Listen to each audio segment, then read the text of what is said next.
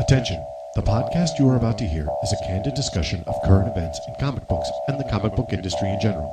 It may contain any or all of the following: spoilers, inappropriate language and/or inappropriate discussion, opinions you do not agree with, fact mixed with opinion, and/or incorrect information. If at any point you feel offended or outraged, please try to remain calm. Thank you.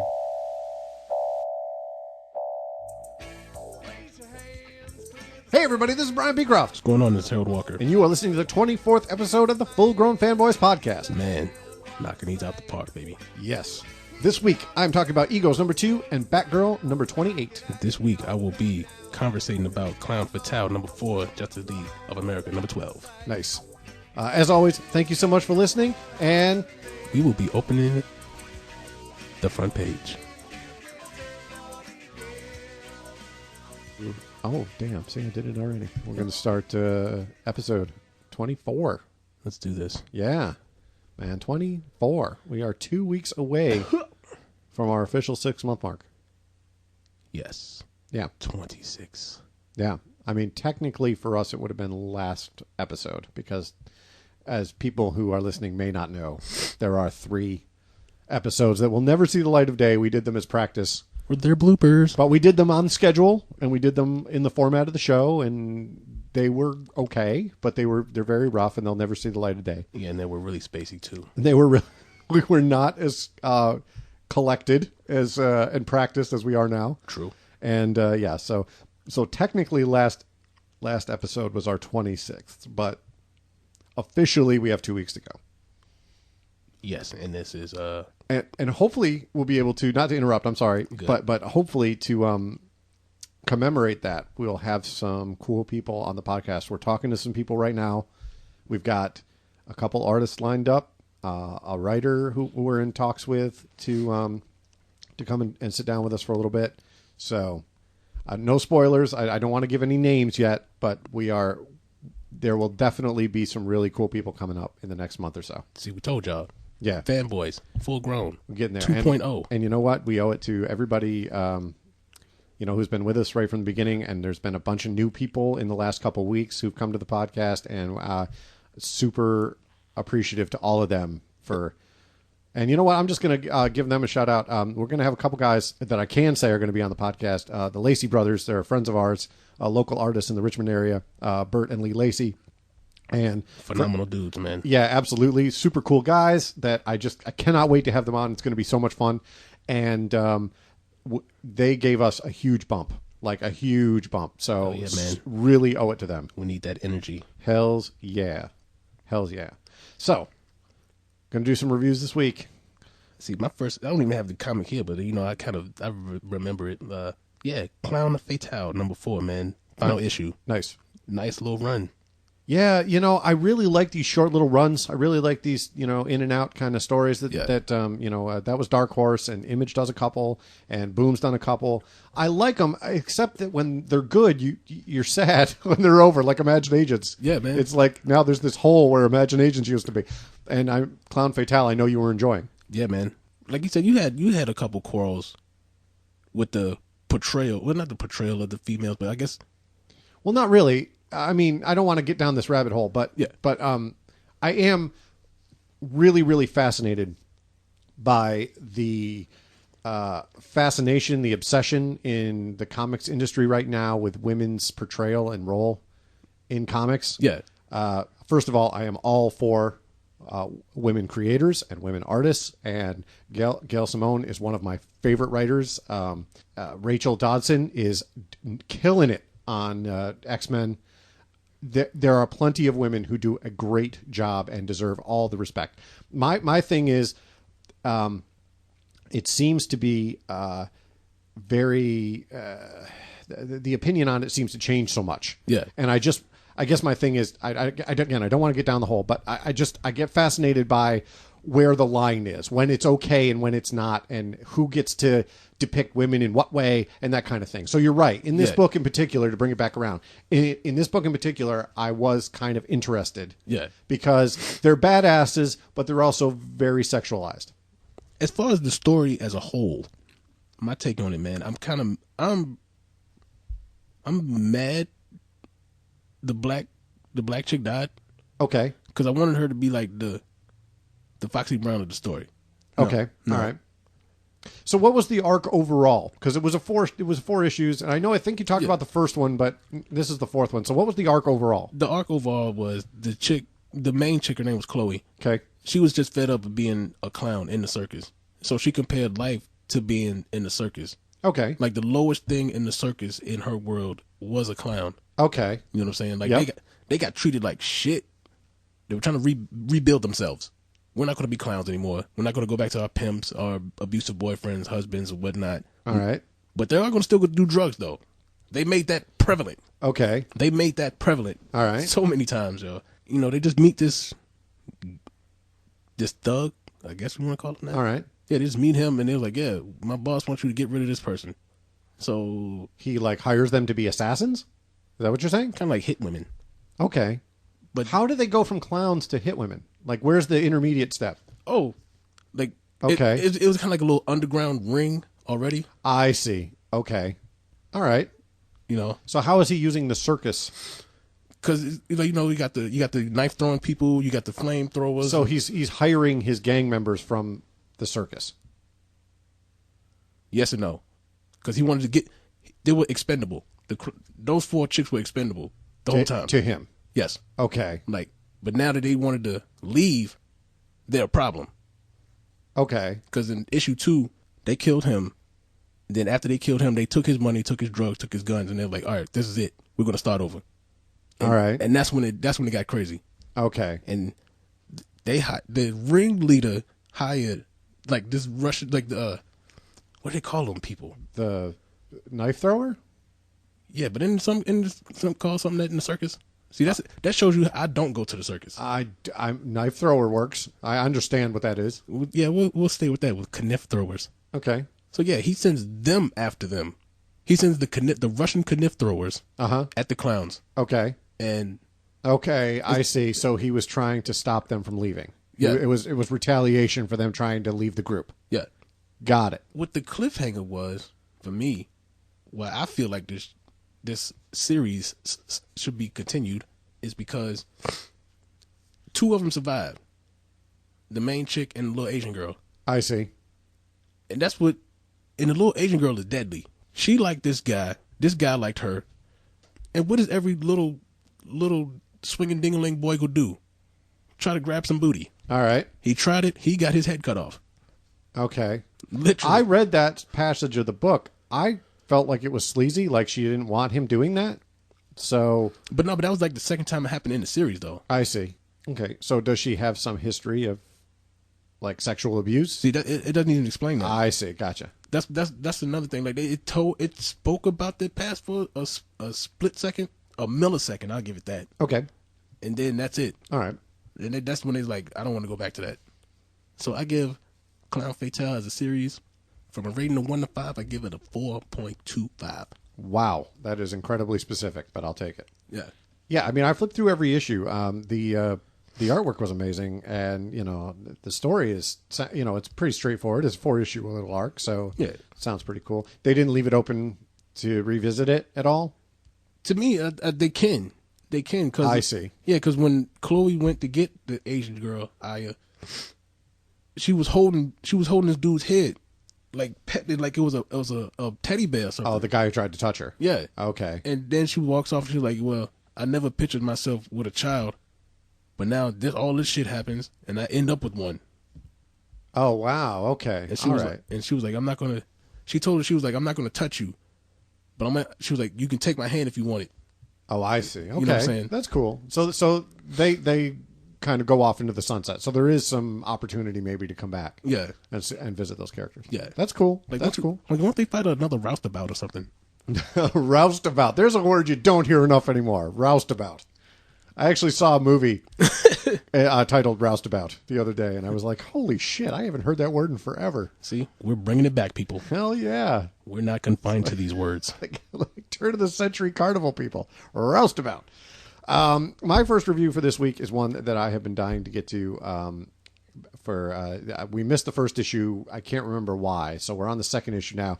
It's a new title from image called Egos, and which stands for Earth Galactic Operatives. Nice. And it's written by Stuart Moore. It's a two-man team. Stuart Moore is the writer.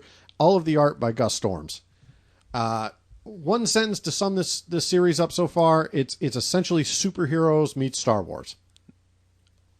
Nice. Yeah, it's in like a far future time where aliens. We are good with aliens. We've met alien races, and we have all kinds of high tech craziness. And there's this superhero team that is sort of above and beyond all this other stuff, and is sort of they literally fight like the evils that threaten the Earth. That is literally their deal. Hell yeah. The story so far is that there was a team, some shit went down, and after their last huge battle, the team disbanded. All right. Now the villain that they had fought during that battle is back. The remainder of the team, still alive, a little older, finds out about it and has restarted this program. It's a government-funded program, this Egos program. Gotcha. And so they've put together this new superhero team to go out and fight the giant villain, whose name is Mass. It's a really cool concept. He's basically like a living black hole. Kind of like Galactus in the movie. In a way, except if you took the concept of, in the movie, you're saying, the big cloud. Yeah, kind of like that. If you took the concept of Galactus and you combined it with the sort of the look of Parallax from the Green Lantern movie. Gotcha. Basically, you got that. So somebody did use that idea. Yeah. No, it was super awesome book. The art is awesome. This guy... in the instead of being at the second issue, they haven't had time to get up a letters column yet. Yeah. Instead, they've published like an interview with the two creators, and the artist has no background in comics. He just kind of got approached. It was an artist anyway, doing other things, and just got approached by the writer and was like, "Hey, how do you feel about giving this a whack?" And probably one of the best moves they've ever made, because the artwork in the first one was super tight. In the second one, I don't know. It's like whatever needed to click on in this person's brain to take it to the next level, it has happened. And so in the second issue, they delve a little more into kind of getting this group together. It's almost like an American Idol for superheroes, or wannabe superheroes. So they're having this huge tryout. And while the old leader, the new leader of the team, takes a new version of the team out to try and destroy this villain named Mass on his own, and that does not go well. Honestly, there are so many layers to this book that to get into the whole plot of it would take like an hour. So I'm not going to do all that. A little twist on this book: it's narrated by the leader of the team's son, who's at college. Super crazy, but it works. And he's a drughead too. He's apparently is. Yeah, in the first issue, he's sitting with some kind of like spacey bong, like pulling bong hits and he's just ripping it up, narrating this story, and really, really awesome. I just cannot recommend this highly enough. Gus Storms is just killing it. And the Stuart Moore, I don't know I know that he's done other things. I don't know what they were, but it makes me want to go back and check them out. Because is it Stuart Moore? Yeah, Stuart Moore. The name rings a bell. I just can't figure out why. It's a lot of Moores, but there are. I see a lot of trad Moores. But this guy this is such an original idea that it's one of those things like Buzzkill, where you just can't figure out how nobody thought of this already. It's great. It's great. Get on board now. The second issue was out last week. The first issue you can still find, I'm sure of it. And man, check it out. It is great. Hells yeah. Yeah. So what's your second book for the week? My second book, a little confusing. Like I'm saying, I said it last issue, said it the issue before. Kind of ready for this thing to end. Yeah. This Justice League of America, not that title, but just the Forever Evil title. Right. Just right. Done. But in specific, we're talking about Justice League of America number 12. Number 12. Gotcha. But I'm gonna, thank you, writer Matt Kent. Yeah, he was everywhere for a little minute. Yeah, no doubt. He's a super good artist. Drawn by Eddie Barrows. And we got colors? Hi-Fi, no doubt. Okay. Yeah, Hi-Fi does everything. Yeah, no doubt. I'm going to just say that. Fair enough. But yeah, man, Justice League 12, just a follow-up from the whole Clayface issue where presumably you were supposed to think that Manhunter and Stargirl are out of the Firestorm Matrix. Yes. And Matt Kent, I thank you for finagling my brain, because right now I'm confused as much as majority of people who are following this Forever Evil run. But just for Justice League of America, this is taking a turn for like the most confusing thing in the world. Cause yeah, man, I'm with you on that.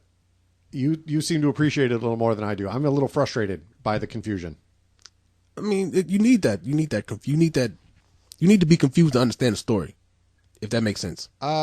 Okay, I do understand what you're getting at. I just feel like we need something to hang on to, and I feel like, well, I'll let you describe it, but I feel like it's too slippery. I feel like every time you feel like you got something under control, you didn't. You never did. So anyway, I'll let you go. I'm sorry. Man. No, you good. Yeah, but here's my negativity about it. Like we said earlier before this started, Martian Manhunter, you are getting beat, brother. Like some stuff is happening to you that shouldn't be happening to you. Right. Right. I agree. It's been happening to you ever since Martian Manhunter and Stargirl presumably got free. Yes. Which is where our confusion began, I think, with this book. Is are they free? Are they not? And I think that's why Matt Kent whoever decided to do this with Matt Kent or do this last few issues with him is a genius for that. Okay. All right. Because, like I said, even with that Spider-Man thing, like I was confused from issue 1, and that's done with. Yeah, Spider-Man, Marvel Knights. Yeah, was the last thing that I saw that he wrote. Yeah, and what you said about Despero, like why is he hitting people? Like, what my question would have been for Despero is like, why are you talking? Okay, but even it's like they say it in the book. He's the master of illusion. Like Martian Manhunter literally says those words. Yeah. He's the master of illusion. Why is he physically beating the crap out of people? It doesn't add up to me.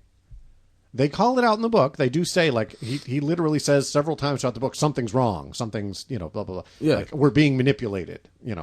There's these little nuggets of like, okay, this isn't what you think it is. All right. But all I'm saying is, give me kind of what it is. Give me something. Like I said, man, like my theory about Despero, in this particular issue is that image of Despero is in Manhunter's head, right? Where physically he's beating him. Okay, you know what I'm saying? I can see that.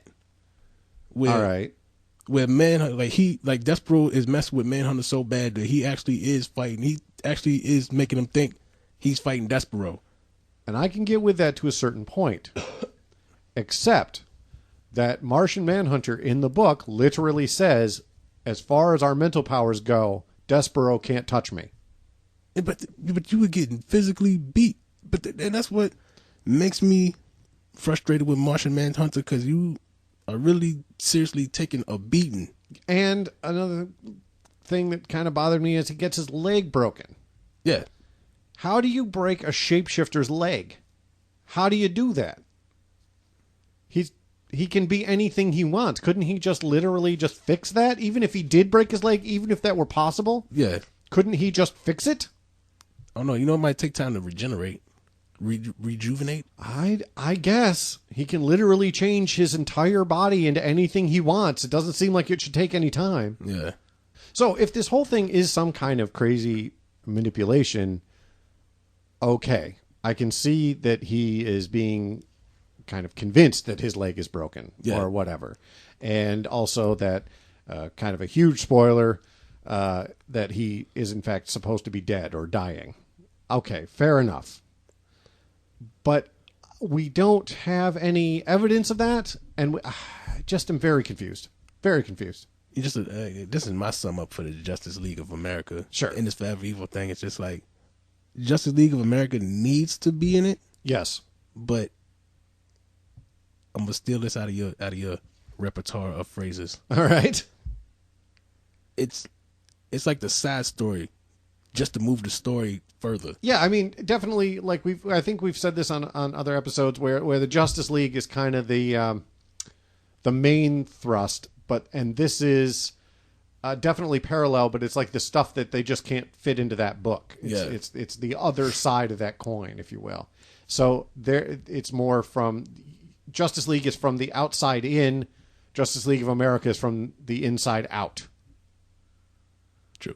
Of the whole situation. Yeah. So, like I said, if it adds up and it all is some grand illusion, I think Matt Kent is probably a genius. Yeah.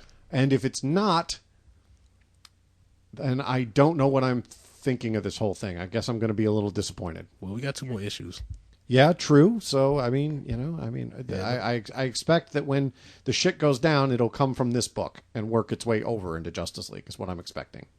Man, I think, and I want to say this just for the sake of this, just for the sake of Forever Evil. Sure. All of these Justice League titles better tie into this final Forever Evil thing. It better. Because I'm going to be hella mad. Oh, sure they will. Sure they will. It'll all tie. It's just a matter of how well they stick the landing. It's just like that's kind of the point we're at. Is now they've done all the handsprings, they've done all the backflips, they've done it all. How are they going to stick the landing? That's what we're looking at. Like the Villains Month there, that was kind of a debacle, but there again, it is what it is. And that, my friend, is Justice League of America. Hell yeah! And my last book of this week is Batgirl number 28. Man, how relieved was I to get this fucking issue, because we are back to like actually telling Batgirl stories, and it's a fresh start. It's all this other shit that was going on, this whole Wanted storyline with her and her dad, and this he has got to catch her and she's got to save him, and all this. Oh goodness! Written, of course, by Miguel Simon, pencils by Fernando Passarin. Thank goodness he's back. He does such a good job. Inks by Jonathan Galpian, who has actually done them even through the sort of the side issues like the Gothtopia issue and the one before that, whatever. Colors by Blonde, and painted cover again, like the last almost year or so, by Alex Garner, who just does such a good job. This is a great time to jump on. If for any reason you've been on the fence about, I've been hearing a lot of good things about Batgirl, I don't know where to get in. Get in now, because this is it. This is the time. All the other shit wrapped up. It's like we're kind of putting it behind us and moving forward. So they're introducing a new villain named Silver. The basic gist of the book is this. Silver is convinced that the Bat people, Batman, Nightwing, Batgirl, the Batman Incorporated, is are vampires. He's convinced that they are actually a secret cadre of vampires controlling Gotham. And so he has trained himself to be a vampire hunter and is going to start with Batgirl in eliminating this, as he looks at it, a family of vampires that's controlling Gotham. Batgirl starts out kind of doing her thing. There's been gangs springing up all over Gotham, and she's going to take out these gangs kind of give as an example. And by the time she jumps off the top of the building and hits the ground, they're all taken out. Like, she just looks around, they're all unconscious. They're not dead. They're all unconscious. She's like, what the fuck just happened? Turns out that she was being followed by Strix the whole time, who, if people don't know, that she's a female Talon that has featured in not only Batgirl, but a few of the other Bat books. Like Birds of Prey. Like Birds of Prey. She's a member of Birds of Prey. Yeah. And she shows up and tells Batgirl about this abducted little girl. This girl is a mute, like Strix. So Strix has seen this in the news, is feeling for this girl, and goes and gets Barbara involved, because Barbara, whereas she's an ass kicker, she needs somebody like Barbara who's a detective to help her find this girl. So Barbara gets involved in that. And as it all turns out, this little girl was abducted by Silver. Silver's convinced that this little girl is the queen vampire. So he abducts the little girl to draw out Batgirl, and they throw down a little bit and kind of introduce the character. Nice. Yeah. And that's basically the gist of this whole issue. There's obviously way more coming. This was just kind of the first little getting to know everybody kind of issue. Super awesome. This is just good old fashioned Batgirl, and thank goodness. You know, so I'm really looking forward to see where this goes. And the artwork is top notch. This book is right back to where it should have been all along. All this Gothtopia stuff, all this other baloney that was going on. Enough. The 0 year. Enough. It was just distracting from the fact that this is one of the strongest books going on right now. True. Yeah.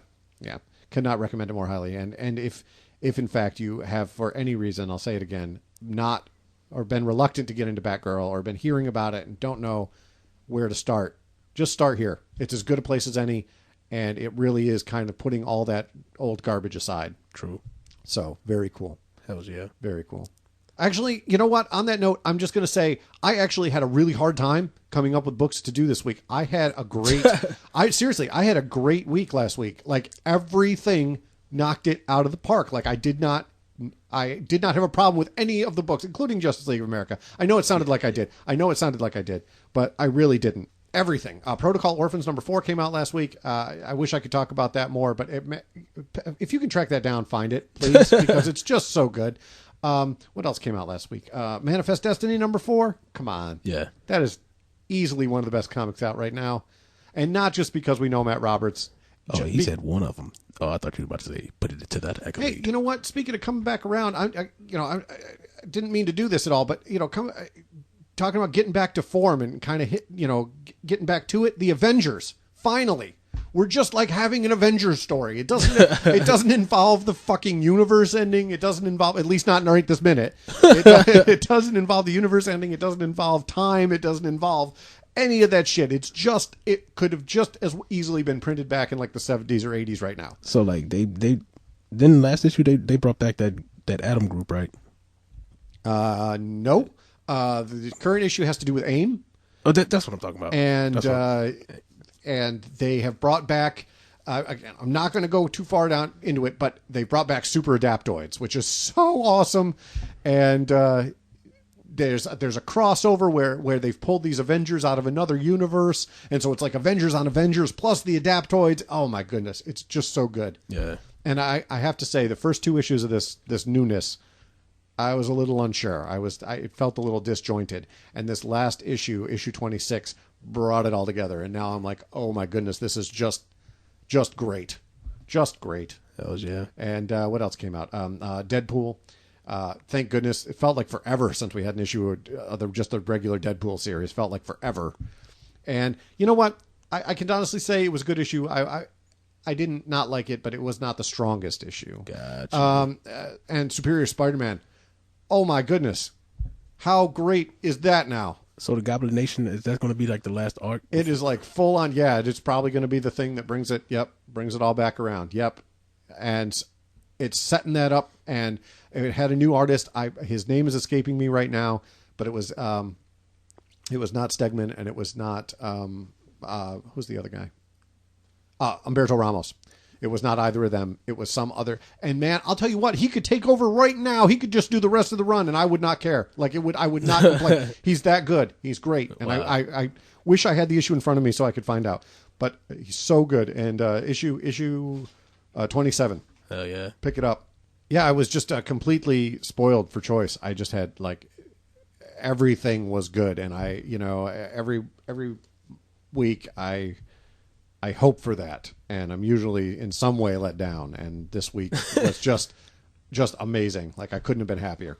Just like one articulation of an elbow. It's like, how do you do that? It doesn't move that way. Yeah. So we'll just talk about some stuff that's going on right now. Just some kind of general fanboy stuff going on. Yeah, let's do that. It was kind of a slow week for sort of quote unquote news. So I just found some cool things on the internet I just want to talk about. First, I thought this was kind of weird. Assassin's Creed. This is coming off of Kotaku. Assassin's Creed is being made into a board game. Did not know that. Yeah, it comes out in 2 weeks, apparently. Wow. It is... Do I need to get my Francis on? It doesn't really give a very I didn't go to their website or anything. I mean, I went to Kotaku, but I didn't follow any links to to find out more. But it appears to be, they have a picture of it. It appears to be like almost like a Stratego and checkers mix, but like you play cards and it gives you objectives and you have to like kill the other players. Sounds like every other game. It's just very, it's made by Cryptozoic Entertainment, who have actually done the board games for both Adventure Time and The Walking Dead. So they have some cred. I know Cryptozoic. I'm kind of into board games, and so I know them.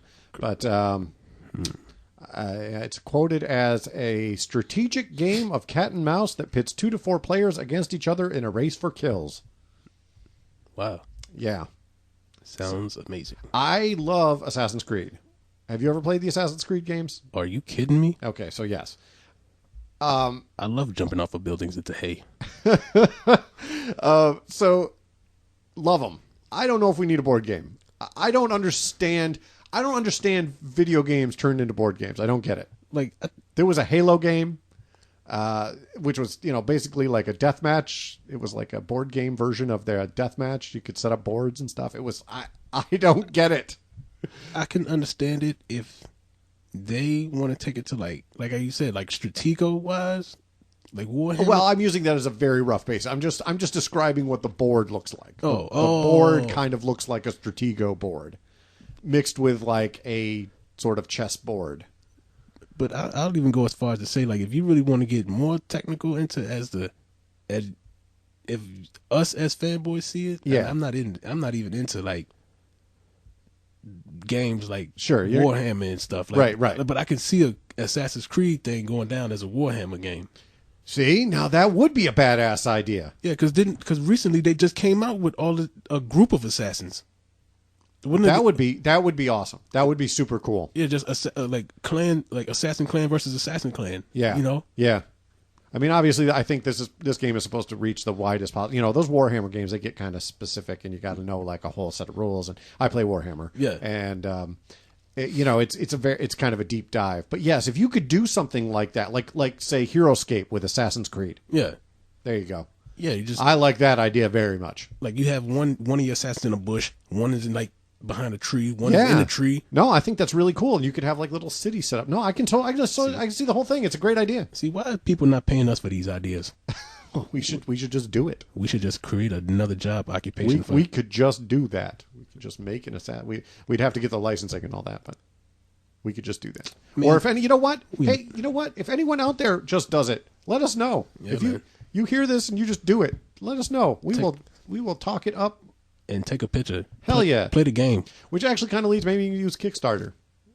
Which is actually where our next story is going to go. Because a thing. That's called a segue. It's not if you call it out, but there you go.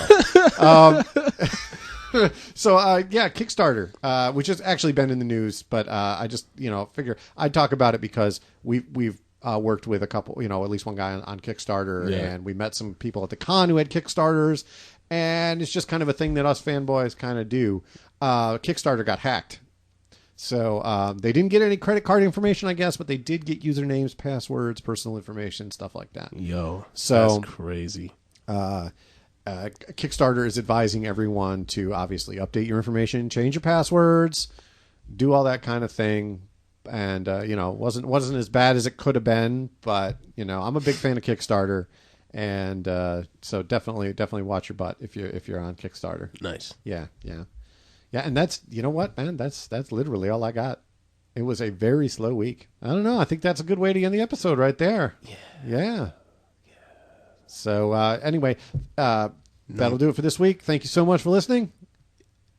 This is us wiping our hands off of the Valentine's Day chocolates, cards, confetti, all you want to call it.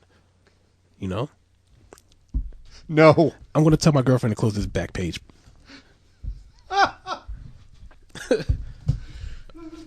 guess that's the best way to end it. If you enjoy the podcast, don't forget to like us on Facebook, where you can find us as Full Grown Fanboys, or to follow us on Twitter as @FullGrownFanboy. That's fanboy with no S. Also, be sure to subscribe to our RSS feed through our homepage at www.fullgrownfanboys.libsyn.com or through iTunes, and have our latest episodes delivered to your favorite device every single week. As always, thank you for listening, and we'll see you next time. Soccer McGee.